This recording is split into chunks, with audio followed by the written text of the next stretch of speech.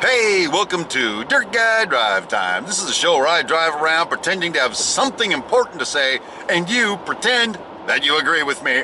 Boom! Isn't that great? I'm wasting your time as well as my own. Actually, I'm passing the time at my end. I have nothing better to do. Although I did just get off the phone with a dear friend of mine, talking to him for about 30 minutes. That was cool. That passed the time. So he knows who I'm talking about, and peace to you, brother. So anyway, how was your Father's Day weekend? Well, I guess you can't answer me. Can you? Answer me in the comments. How'd your Father's Day weekend go? You know, mine was okay. I batted about 600 for Father's Day. By that I mean I have 5 live children, not including the terriers, and 3 of them showed up. Boom, a 3-fer that's batting 600. That's pretty good.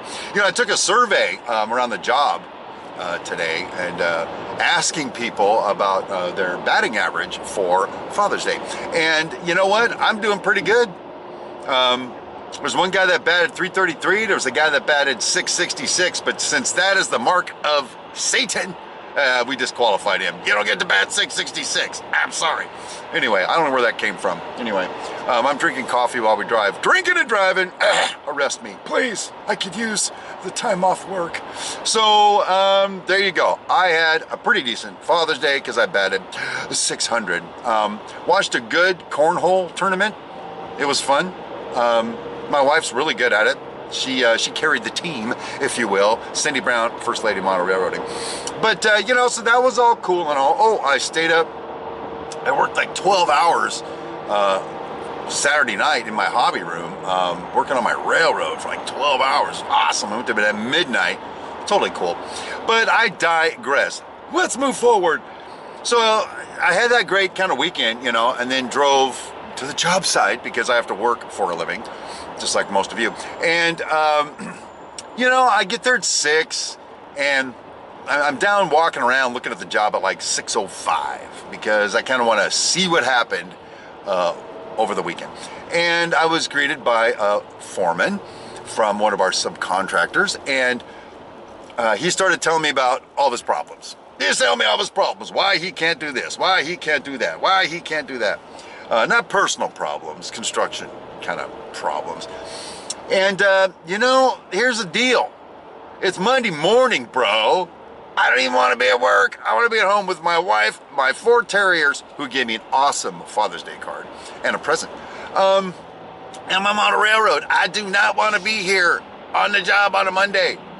And he was relentless. And so after walking around his work area for about 15 minutes, listening to his crap, I finally said, listen, you need to stop, okay? I do not want to hear any more about what you can't do.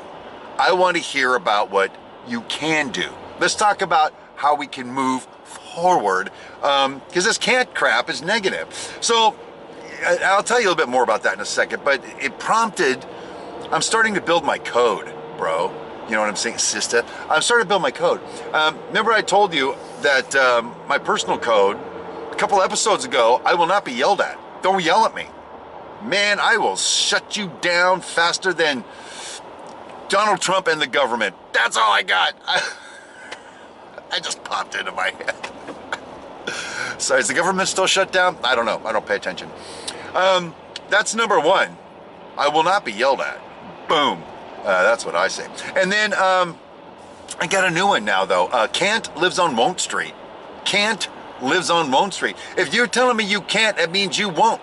I had a neighbor back when I lived with Satan that used to tell her granddaughter, can't lives on Won't Street. I can't do the math. It's too hard. I can't do this. She'd go, can't lives on Won't Street. And I thought it was kind of cute. Well, can't does live on Won't Street. You're telling me you can't, which means you won't. Yes, you can. Si se puede. You can figure it out, my friend. And I don't want to be told can't anymore. You know what? Remember when I told you about I used a bomb to put out a fire? Man, that was a great episode, by the way. You guys really liked that one. But it's true. I used a bomb to put out a fire.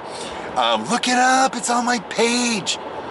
So at that point, I was, the sidebar of that was, They were telling me how we got honked up, how we got to this. Tell me what the problem is. Anna, blame. And I was like, I don't care anymore.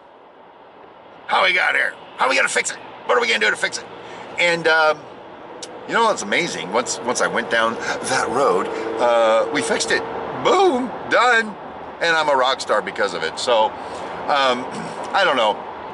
I just think that there comes this point where so many people say I can't find a job. There's one for you. I can't find a job. Well, dude, yes, you can. Se puede. When the economy tanked, remember that? Woo, that was brutal. Put me out of business, put me out of a marriage, put me out of a church.